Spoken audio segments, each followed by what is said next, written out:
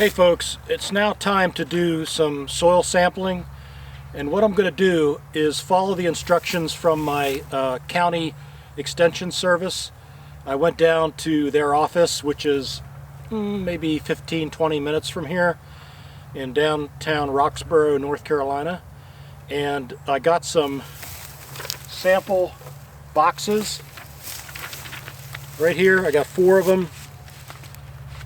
So basically what they tell you to do is to get a map of your area, and I have a map here, aerial view of my property. Right here is the pasture that we're standing in, and they say to pick out the plots where you're going to have your vegetables and fruits and trees, whatever you're going to plant, and go ahead and mark that on the map. And I have 4 locations that I'm going to do soil samples for, and those locations are going to be the existing raised bed. I want to see what that's like, and then this new plot, which is right next to the raised beds here, that's going to be my in-ground plot. What you're supposed to do is put a 3-letter or a combination of letters and numbers to signify what the sample is for. So the first one I'm doing is PO1. That's going to be this new plot.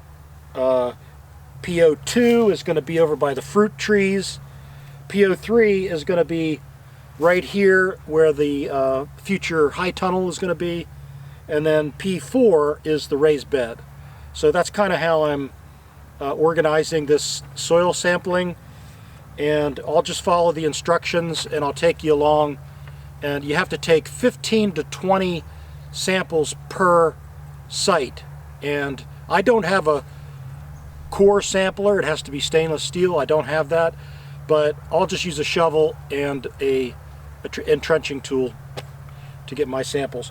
I've got 4 brand new buckets, plastic buckets, so the samples will not get contaminated with anything. And it's really important that you use some tools, and the equipment that you're using are not contaminated with other minerals or other materials.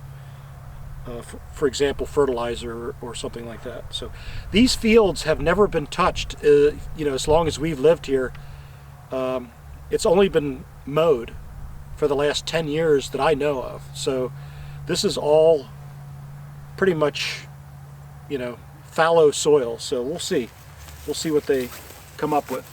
So stay tuned. Okay, this is the first sample right here up to this stake. This is a 30 by 40 plot.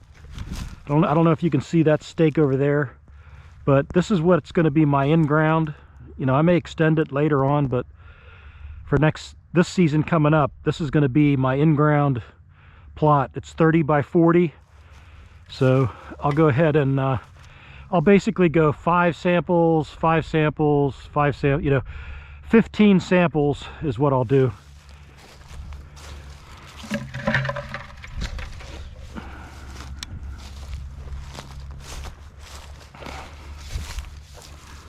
Now you're supposed to go down 8 inches, and 8 inches is from this part of my shovel to the tip.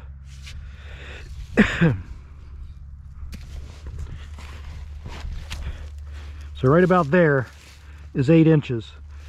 So I'll just pull that out.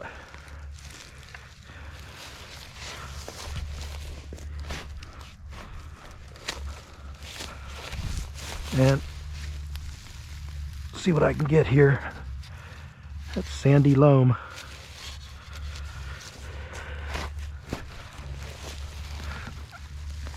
Okay.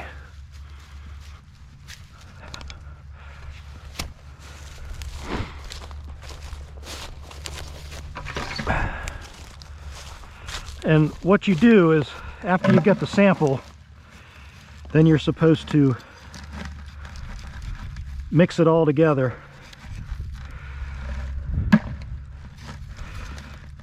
Get this good piece here, break it up a bit.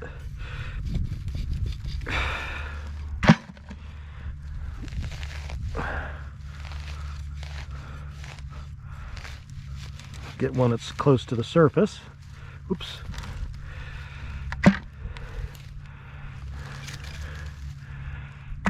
All right.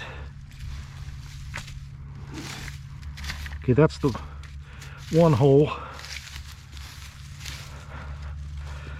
Okay, I'll continue to do these samples on this 30 by 40 and get back to you.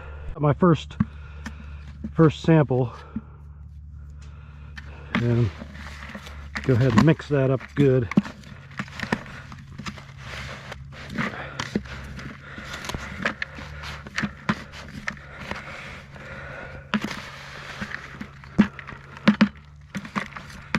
Try to pulverize it as much as I can.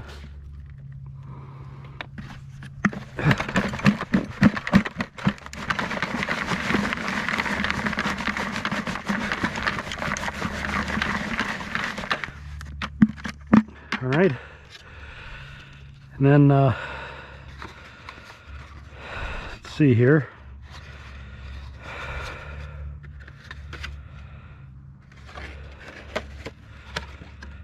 Fill this, then this, then I assume this goes into here. Try not to rip it. Okay, so that's the bottom. And I have to fill it up to this line, fill box to this line. And then I'll put in here my name, address, and so forth. But this is sample 1.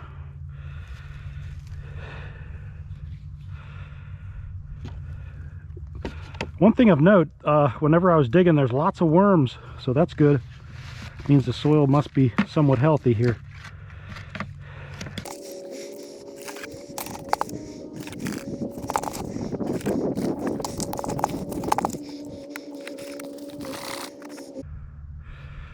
One more scoop.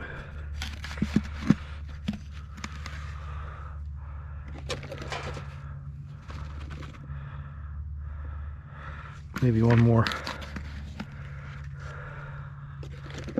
All right, there we go. That's the soil sample. Close 1, close 2, and close this.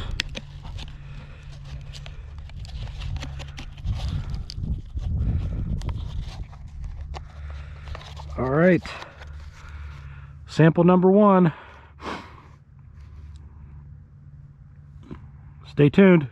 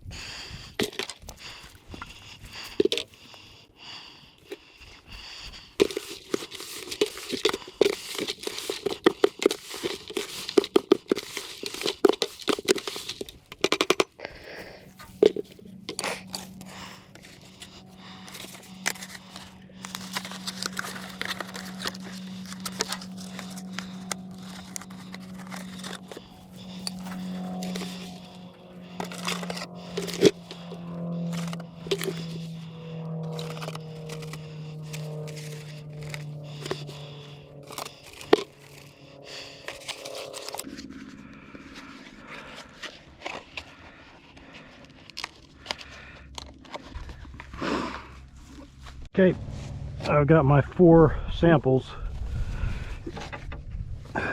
Take those up to the house.